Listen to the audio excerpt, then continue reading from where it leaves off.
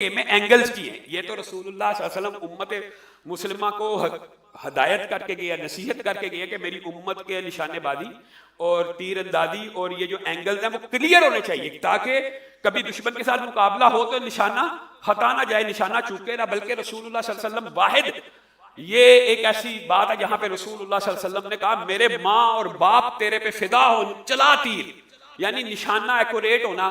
और मुसलमान के लिए ये तरबियत के लिए बहुत ज्यादा, ये गेमें तैराकी हो गया, पहलवानी हो गई, कुश्ती हो गई, ये सारी की सारी गेमें इस्लाम में 100% जायज़ हैं, दुरुस्त एंगल्स की गेमें। हाँ वही बात, अगर माहौल ऐसा है कि पहले मैंने इस बारे में एक दफ़ा क्लिप रिकॉर्ड कराया था स्नूकर के वाले से, तो लोग कहने लगे कि ये देखें जी स्नूकर तो क्लब भी इतने बुरे होते हैं। बेशक वो बात दुरुस्त, अगर माहौल ऐसा है जहाँ पे शराब है, चरस है, सिगरेट का धुआं, तो वहाँ तो जाने की वैसे ही इजाज़त नहीं है, वहाँ पे तो स्नूकर का मसला नहीं है।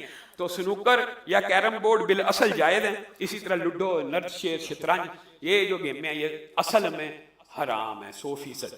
और एक बात जो जहन में आती है, बाद लोगों के जहन में ये इश्काल आ जाता है कि लामा साहब ये जो पांसा, ये तो चलो कुरान की आयत भी है और हदीस से भी साबित हो गया हराम है पांसा, और रसूलुल्लाह सल्लल्लाहु अलैहि वसल्लम ने कहा खंजीर के खून में हाथ डालने जैसा पांसा फेंके नृत्य शेर खेलना, तो कुरान दादी क्या है?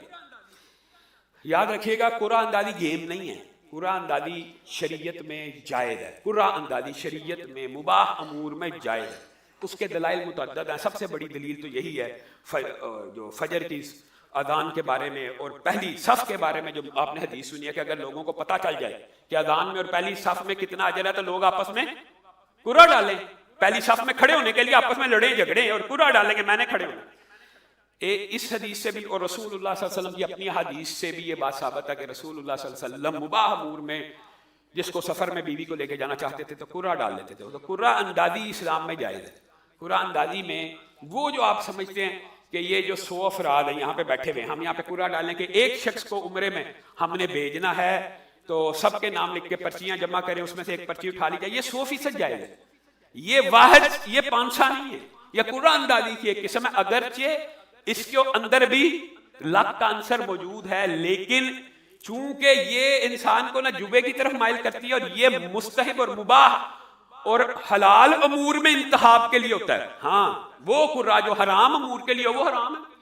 यहाँ पे जो हलाल अमूर के लिए कुरा डाला जाएगा वो चाहे इनामी स्कीमें हो कि बहुत ज़्यादा लोगों ने अप्लाई किया, चाहे वो हज का मामला हो, बहुत ज़्यादा लोगों ने अप्लाई किया, एक का नाम निकलेगा, 10 का निकलेगा, जितनी सीटें निकलेंगी। तो ये बात जहन में रख लीजिए कि कुरान दादी की जो किस्म है वो पांसे में नहीं आती, और कुरान दादी वाहिद ऐसी चीज़ है जो इस्लाम में जायज़ और दुरुस्त है।